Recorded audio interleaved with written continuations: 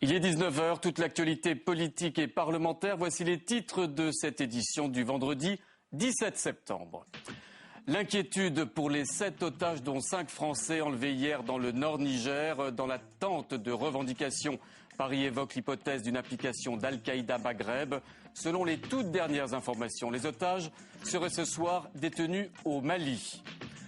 Le dossier Rome qui empoisonne toujours le climat politique européen. Pour sortir de la crise, le Conseil de l'Europe entre en piste. Les 47 pays du Conseil de cette institution européenne se réuniront fin octobre pour tenter de sortir de l'impasse. Et puis cette alerte terroriste en Grande-Bretagne. 5 personnes arrêtées par Scotland Yard. Il en fallait plus pour perturber la visite papale. Benoît XVI poursuit tranquillement son voyage œcuménique. Je vous le disais à l'instant, les otages français seraient retenus ce soir au Mali. L'information vient tout juste de nous parvenir. L'inquiétude, on le sait, est grande après l'enlèvement hier dans le nord Niger de 7 personnes, dont 5 Français, salariés du groupe nucléaire Areva ou de ses sous-traitants. Le géant industriel français a commencé aujourd'hui des opérations de rapatriement de ses employés vers la France ou vers la capitale du pays, le Niger, Niamey. Si Paris ne néglige aucune hypothèse, c'est bien l'ombre d'Al-Qaïda Maghreb islamique qui plane sur cette affaire. Sophie Normand. Toujours pas de revendication ni de demande de rançon. La France reste pour l'heure sans nouvelles de ses 5 ressortissants. Cela nous amène bien entendu à envisager toutes les hypothèses sur les auteurs, la nature, l'identité, les motifs de ceux qui ont effectué cet enlèvement. Parmi les hypothèses, les assaillants pourraient être des rebelles Touaregs. Dans une région où Areva produit la moitié de son uranium, la communauté Touareg réclame une juste répartition des bénéfices. Soupçon démenti dans la journée par un responsable Touareg qui dénonce une grave accusation. Reste la piste islamiste la plus probable selon le ministère. Bernard Kouchner a évoqué ce matin la responsabilité de la mouvance d'Al-Qaïda au Maghreb islamique. Ce groupe avait annoncé la mort de Michel Germano en juillet dernier, quelques jours après une opération franco-mauritanienne menée contre une de ses bases au Mali. AQMI avait alors promis de se venger. Le rapt de l'humanitaire avait eu lieu en avril au Niger. Il avait fallu attendre plusieurs jours avant que l'organisation revendique son enlèvement. Nous reviendrons dans quelques minutes sur ce dossier avec nos invités. Le pape est calme, a indiqué son porte-parole. Et pourtant, au 2e jour de la visite au Royaume-Uni de Benoît XVI, la police londonienne a arrêté 5 hommes soupçonnés de complot terroriste. Les dispositifs de sécurité n'ont pas été modifiés, comme le programme de la visite du souverain pontife. Le moins que l'on puisse dire est que la confusion demeure après le Conseil européen d'hier, largement consacré au dossier Rome. À en croire Viviane Reding, la commissaire européenne à la justice, plusieurs procédures juridiques seraient à l'étude pour tenter de régler le bras de fer que se livrent Bruxelles et Paris sur ce dossier. Après le Conseil européen, c'est le Conseil de l'Europe, cette fois, qui tente à son tour de faire entendre sa voix. Fabrice Cunet. Regardez la situation en Suède, au Danemark, un peu partout. Il y a un vrai sujet. Ne le traitons pas par des petites phrases. Ça suffit. Travaillons sérieusement. Face aux journalistes ce matin, Pierre Lelouch veut visiblement tourner la page d'une semaine de petites phrases. Et c'est le Conseil de l'Europe qui siffle la fin de la récré. L'institution qui regroupe 47 pays veut coordonner une initiative européenne concrète en faveur des 10 millions de Roms. C'est un problème pan-européen qui ne concerne pas seulement 2 pays, mais tous les États du continent européen. Il faut maintenant voir ce qu'il peut être fait et ce que nous n'avons pas fait jusque-là. C'est une honte d'avoir autant attendu alors que les moyens financiers et logistiques existent. Principale initiative, dresser un catalogue des obligations tant matérielles que légales à suivre et à respecter pour les pays européens vis-à-vis des Roms. Cette annonce faite à Paris a peut-être vocation à effacer le récent malentendu franco-allemand sur la question. Moi je vais à une réunion franco-allemande cet après-midi. Tout va très bien, il n'y a aucun problème. Aucun. Tout va très bien, Madame la Marquise. Avec l'Allemagne ? Mais c'est comme ça, le franco-allemand, comme ça. La réunion des ministres européens concernés se tiendra en octobre pour valider le catalogue des obligations et les procédures de contrôle. D'ici là, la France sera fixée sur son sort. C'est fin septembre que la Commission européenne, cette fois, doit décider ou non d'une procédure d'infraction contre Paris. Et sa décision pèsera forcément sur les négociations au sein du Conseil. Avec nous, Stéphane Rosès qui vient d'arriver, politologue, professeur à Sciences Po, président de CAP. Alors revenons un instant sur les événements d'hier. Il y en a eu beaucoup La passe d'armes musclée entre Nicolas Sarkozy et José Manuel Barroso, le président de la Commission européenne. Et puis cet échange curieux entre Nicolas Sarkozy et la chancelière allemande Angela Merkel. Alors, est-ce qu'on peut considérer ces deux événements comme une véritable stratégie de communication du président français, Nicolas Sarkozy, ou plutôt le fait d'éléments plus ou moins contrôlés de son caractère? Il y a pu y avoir des éléments d'emportement, mais le fond n'est pas là. En fait, il y a pour Nicolas Sarkozy, depuis le discours de Grenoble, très clairement une stratégie. En fait, Nicolas Sarkozy est déjà en campagne, ou plus exactement, on n'est pas en campagne, mais comme auparavant, lors de la précédente présidentielle, déjà ministre du gouvernement, il avait essayé d'incarner la rupture alors qu'il faisait partie d'une majorité sortante.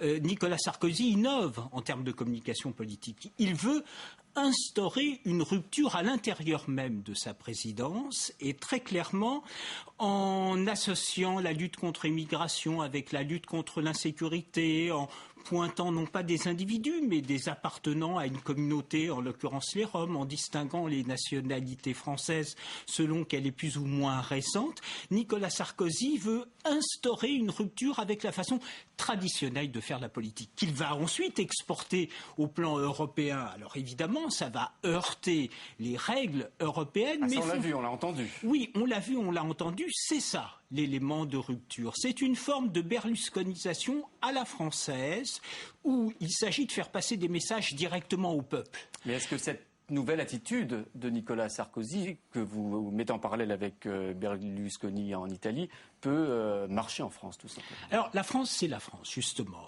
Évidemment, on peut pointer les médias, on peut pointer les corps intermédiaires qui ne font pas correctement leur travail parce que soi-même on veut réformer et aller au peuple. On peut pointer les institutions européennes, mais Nicolas Sarkozy est président de la République. Et ce faisant, il entraîne une désacralisation de la fonction. Or, l'Italie, Berlusconi peut avoir le peuple avec lui contre les élites parce qu'il y a une telle critique historique à l'égard du personnel politique, de l'État-nation italien qui n'a pas une véritable existence. Il peut C'est la culture politique italienne. La culture politique italienne fait que la symbolique politique peut être attaquée. On a le peuple avec soi. Tel n'est pas le cas en France. En France, on peut critiquer le personnel politique. Par contre, la symbolique de la politique et de la norme est quelque chose d'important, ce qui me fait dire que la poursuite d'une telle perspective sera, me semble-t-il, contre-productive à terme, pas seulement à la veille de la présidence du G20, mais même électoralement à la prochaine présidentielle. Merci de vos éclairages, Stéphane. On se retrouve bien sûr, comme chaque vendredi, la semaine prochaine. Merci. Brice Hortefeux, favorable à l'élection des juges d'application des peines. Il le dit dans une interview choc à paraître demain dans le Figaro Magazine. Le ministre de l'Intérieur propose également de faire passer la majorité pénale de 18 à 16 ans. Des propositions qui agacent fortement les syndicats de magistrats qui se disent ce soir consternés. La mort d'un des piliers du gaullisme, Jean-Marcel Jeanneney, s'est éteint à l'âge de 99 ans. Il avait été maintes fois ministre du général de Gaulle. Avant de prendre ses distances avec lui dans les années 70, Jean-Marcel Jeanneney avait voté par exemple en 1974, puis en 1981 pour le candidat socialiste à la présidentielle, François Mitterrand. Toute cette semaine, le Sénat a abordé le très délicat dossier des retraites avec les premières auditions en commission. Ce sera relâche la semaine prochaine en raison, vous le savez, de la tenue des journées parlementaires des groupes politiques que vous pourrez d'ailleurs suivre en direct sur notre antenne. S'il est un texte qui cette semaine n'a pas déclenché les passions, c'est celui sur l'interdiction de la burqa, un texte voté en douceur et sans passion par les sénateurs. C'est le thème de la chronique de Tam Tranui tout de suite.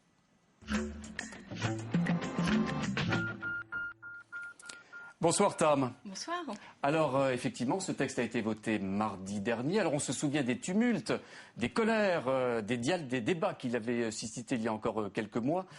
Et finalement, ce texte est passé sans encombre, sans passion, en souplesse, et en particulier ici, au Sénat. Qu'est-ce qui s'est-il passé? Ah oui, certes, il est passé en douceur dans l'hémicycle, mais il n'est pas passé en douceur partout. Il y a un endroit où il a continué de déclencher les passions, c'est dans le groupe socialiste du Sénat, tout simplement parce qu'il y avait deux écoles qui s'opposaient. Tout d'abord, celle du président du groupe socialiste, Jean-Pierre Bel, qui lui refusait de participer au vote. C'était le parti pris déjà du groupe socialiste à l'Assemblée nationale, qui refusait de participer au scrutin pour deux raisons: l'inconstitutionnalité du texte, et puis d'autre part parce qu'ils estimaient qu'il stigmatisait les Roms. Et d'autre part, il y avait un autre camp, celui de Robert Badinter, où il y avait également d'autres personnes très, éminentes au sein du groupe socialiste, comme François Rebsamen, comme François Patriat ou encore Jean-Pierre Masseret.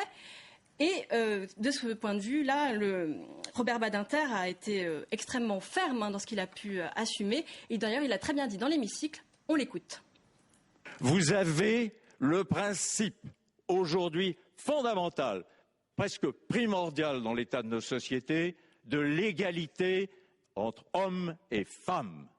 Voici un moment où ce principe est défié. On ne peut pas s'accommoder d'un signe, d'un signal, d'une tenue qui, je le rappelle, est portée où et par qui? En premier lieu, s'agissant de la burqa, ce sont les talibans. Oui, donc finalement, seulement 46 socialistes sur 116 ont pris part au vote et ont voté pour. Les autres ont préféré ne pas participer. Cela dit, Tam, les tergiversations socialistes sur ce dossier ne datent pas d'hier quand même. Oui, c'est vrai. Depuis la mission d'information parlementaire sur le voile intégral, qui date de juillet 2009, c'est un petit peu la cacophonie. Les socialistes n'ont jamais été capables de parler d'une seule et même voix, ni sur la forme, ni sur le fond du texte. Par exemple, au printemps, la direction du PS était opposée au principe d'interdiction générale, mais il y avait déjà certaines voix divergentes, et pas des moindres. C'était quand même Manuel Valls, Aurélie Filippetti. Et puis pareil sur la forme, c'est-à-dire sur le fait que ce soit une loi. On se rappelle du postulat de départ de Martine Aubry qui disait contre la burqa et contre la loi. Et finalement, qu'est-ce qui s'est passé à l'Assemblée nationale? On a préféré ne pas se prononcer et le groupe n'a pas participé au vote. Puis au Sénat, on l'a bien vu, il y avait deux écoles qui s'affrontaient. Et on constate finalement que le Parti socialiste, en tout cas les socialistes, sur ce type de dossier, n'ont pas toujours une attitude, en tout cas une vision très claire. Oui, c'est vrai. Et on se demande un petit peu ce que c'est. On ne sait pas si c'est un vrai combat idéologique, peut-être une stratégie d'opposition qui n'a pas vraiment remporté les adhésions de tout le monde, peut-être le fruit de dissensions internes également. Mais ce qui est sûr, c'est que les socialistes peinent à avoir une position claire sur les questions de société. Et on peut se rappeler, ça avait déjà été le cas pour le voile à l'école, par exemple. Et puis, étant donné quand même l'émergence de ce type de thème dans le débat public, ça peut handicaper les socialistes, par exemple, pour de prochaines échéances électorales. Alors, pour en revenir au projet de loi sur la burqa, il va falloir encore attendre un petit mois et la décision du Conseil constitutionnel pour savoir s'il est en conformité avec la Constitution. La saga sur la burqa n'est donc pas tout à fait terminée. Merci beaucoup, Tam. À la semaine prochaine, à vendredi prochain. Je le rappelle, toute la semaine prochaine, entièrement consacrée aux journées parlementaires des groupes politiques que vous pourrez voir sur l'antenne des chaînes parlementaires. Tout autre chose, les journées désormais européennes du patrimoine, c'est ce week-end. Les monuments les plus secrets, les plus inaccessibles seront ouverts au public. Parmi les plus visités, l'Élysée bien sûr et le Sénat, toujours extrêmement prisé. À noter qu'exceptionnellement, les magnifiques serres d'orchidées du Palais du Luxembourg seront ouverts à la visite. Retour tout de suite avec nos invités sur le principal titre de l'actualité, l'enlèvement des 5 Français opérés hier dans le Nord Niger.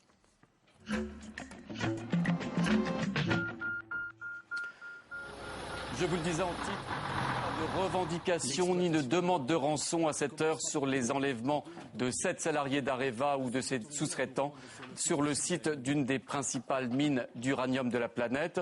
Les images que vous voyez tournées au Niger par Dominique Hennequin il y a quelques mois seulement permettent de se rendre compte de cette région, l'une des plus dangereuses du monde, où le danger est partout et où les intérêts stratégiques et financiers sont absolument colossaux.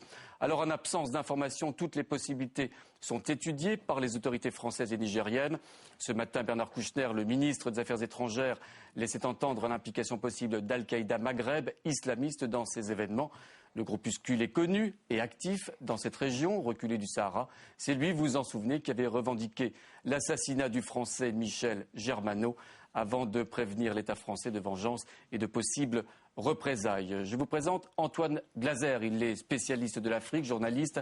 En face de lui, Charles Pellegrini, directeur de CP Conseil, ancien grand flic, également spécialiste de ces questions. J'aimerais commencer par vous avec les toutes dernières informations qu'on a reçues aux alentours de 19h, à savoir le fait que les otages français et leurs 2 camarades se trouveraient actuellement sur le territoire maliens, c'est-à-dire qu'ils auraient passé la frontière nigérienne. Est-ce une bonne ou une mauvaise nouvelle pour les otages? C'est une nouvelle. Je crois qu'il faut bien comprendre que les frontières sont toutes théoriques. Là. Ce sont 3-4 pays, mais en fait c'est une vraie zone, totalement une zone de non-droit dans laquelle les patrouilles d'Al-Qaïda ou de bandits de grand chemin, il y a quelques idéologues et puis tout le reste, il faut vivre. Donc on raquette, on vole, on prend des otages pour des échanges. Donc j'allais dire à la limite, ça a peu d'importance parce que cette zone est à peu près identique partout, sauf dans le sud algérien où la sécurité algérienne est quand même très organisée, très forte et très vigilante. Est-ce que cette information est de nature à renforcer l'hypothèse d'un enlèvement perpétré par Al-Qaïda Maghreb?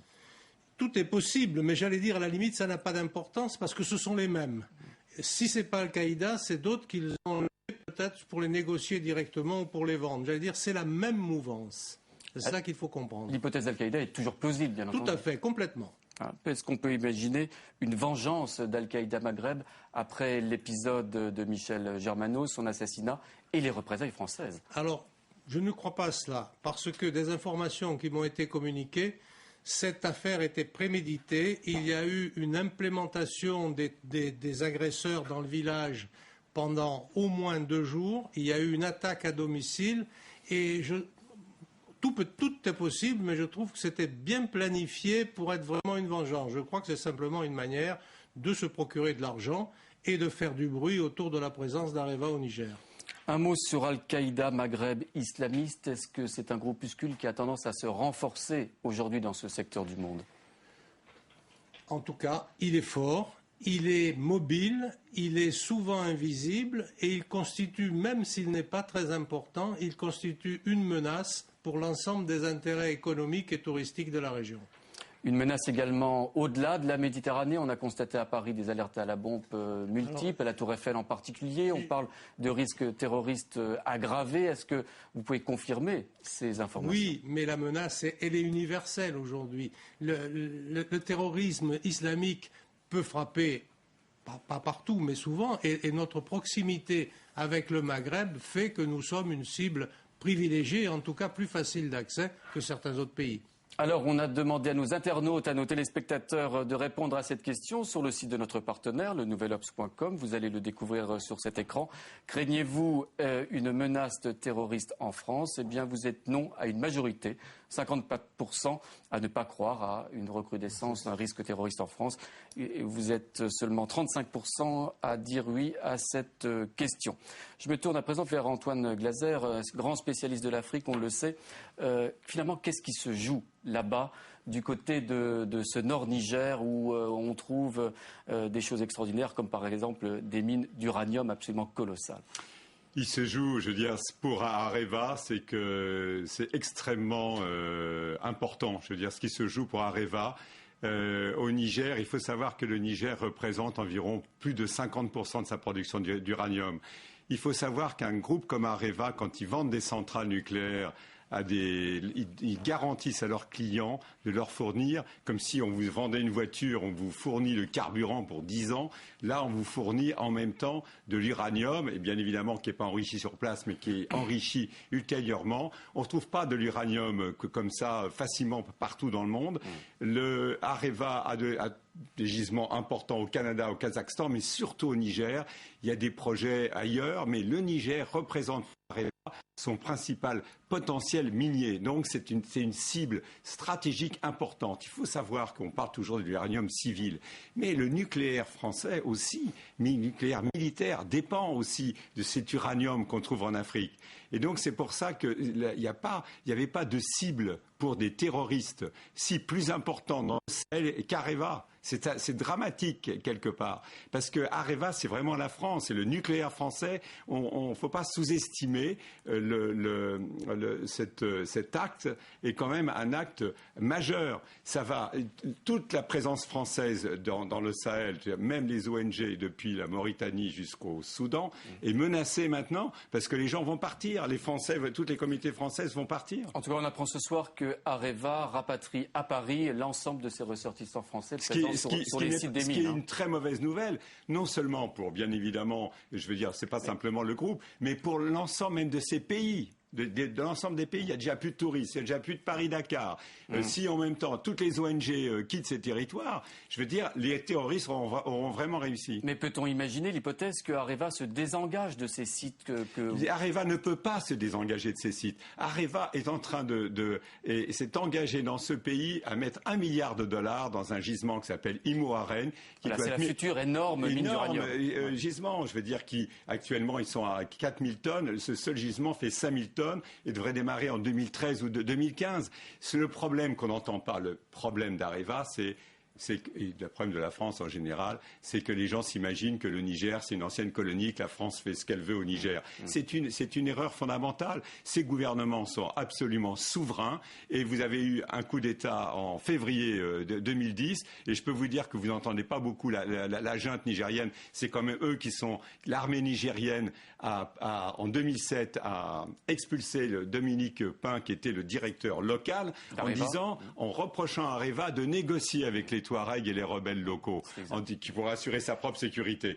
Donc je veux dire, c'est à l'armée nigérienne d'assurer aussi la sécurité d'Areva. Où en est le Niger aujourd'hui au niveau politique? Est-ce que c'est un pays stable politiquement? C'est un pays stable. Vous avez eu un coup d'État. Je veux dire, normalement il devrait y avoir des élections au premier trimestre 2011, mais je veux dire, on voit bien que le Niger, c'est un pays extrêmement faible.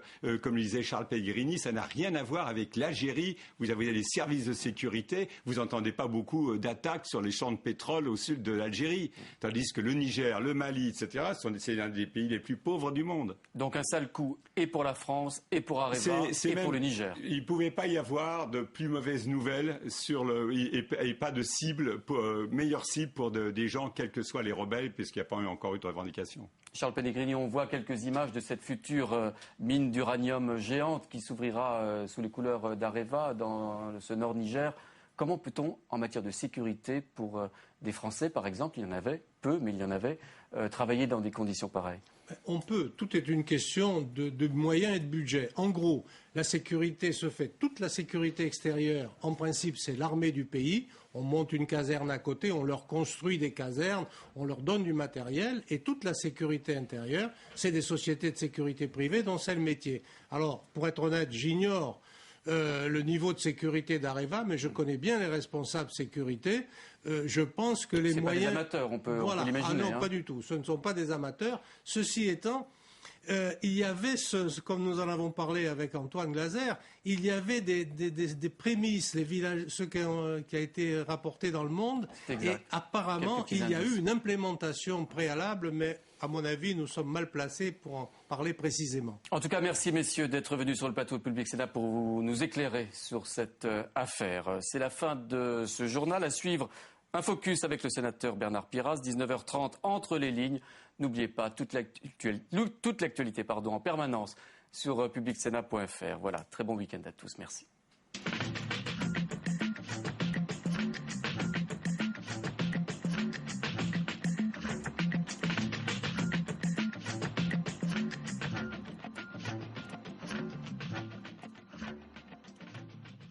Moi, je ne songeais pas tellement à l'enseignement. Je sais que j'avais un goût assez vif pour la vie, la campagne, la vie à la nature. Et je sais qu'à un temps, je songeais plutôt aux eaux des forêts, par exemple. L'historien René Raymond a traversé le XXe siècle, dont il est devenu un des plus grands spécialistes. Il siégeait à la fois à l'Académie française, dans les amphis de Sciences Po Paris et sur le petit écran lors des soirées électorales. C'est la première fois depuis 23 ans qu'un homme politique se permet de porter un jugement sur mon objectivité. Pour cerner cette grande personnalité, Marc de Souter est allé sur ses traces de Lons-le-Saunier à la Bibliothèque nationale, en passant par le Vatican. René Raymond, l'histoire à cœur battant. Samedi à 22h sur Public Sénat.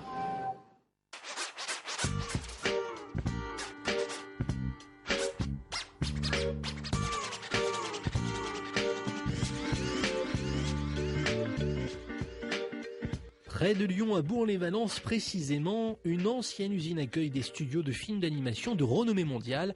Un projet porté dès le départ par Bernard Piras, le sénateur-maire. Cette cartoucherie était sur un site de 6 hectares. Qu'est-ce qu'il fallait en faire ?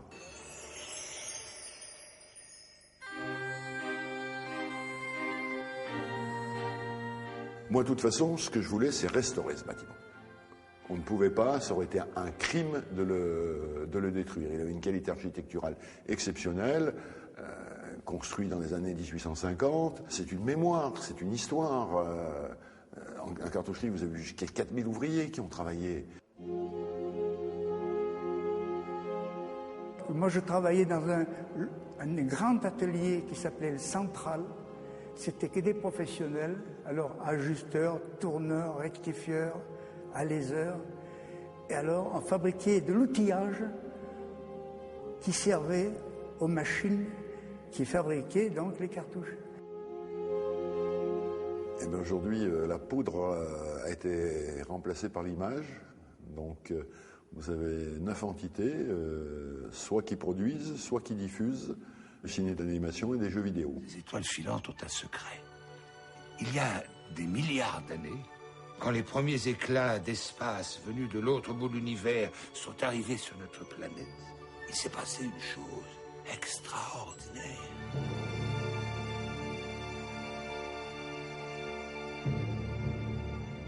En ce moment, on termine un long métrage qui s'appelle Une vie de chat de Alain Gagnol et Jean-Loup Félicioli. C'est un dessin animé d'une facture très particulière, tout dessiné à la craie. Et Jacques-Rémy Girard, le créateur de La prophétie des grenouilles, qui a fait près d'1 million d'entrées, Mihail Migou, qui a fait 700 000 entrées, était emballé par ce lieu un peu particulier, qui était un ancien phalanstère, sur le type d'un ancien phalanstère.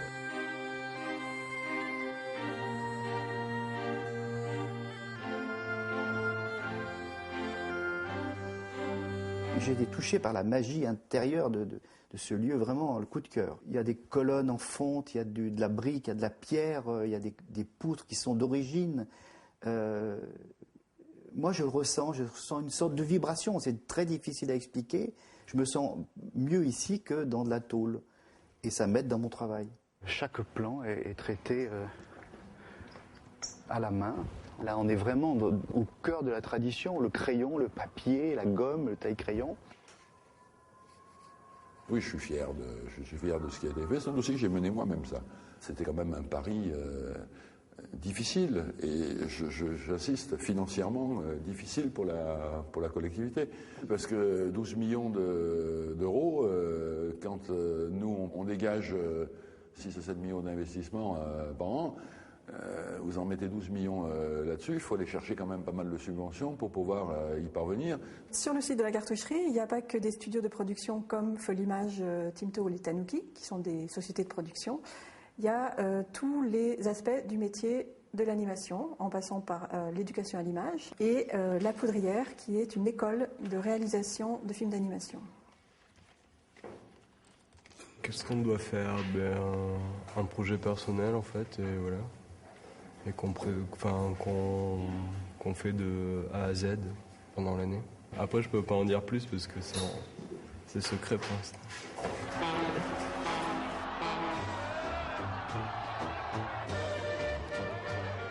Ce que tu croises chaque jour, c'est que l'animateur, réalisateur et producteur.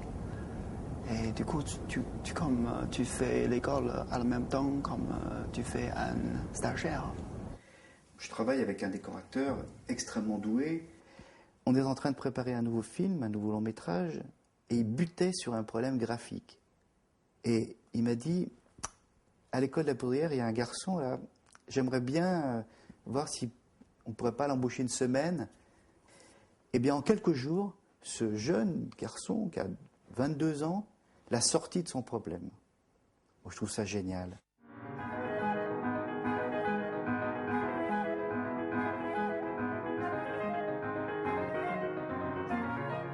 Mon utopie de restaurer ce bâtiment, et ce rêve s'est réalisé. Donc c'est bien.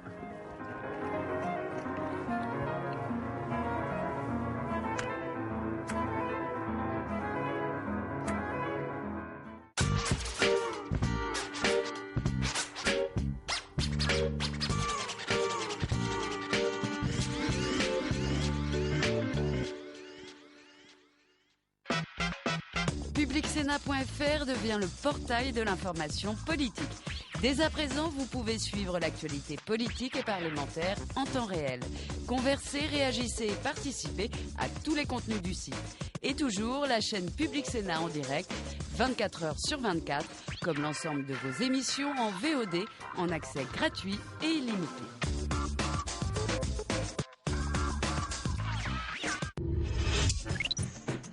Je connais la chaîne, je l'ai découverte depuis peu et j'aime beaucoup.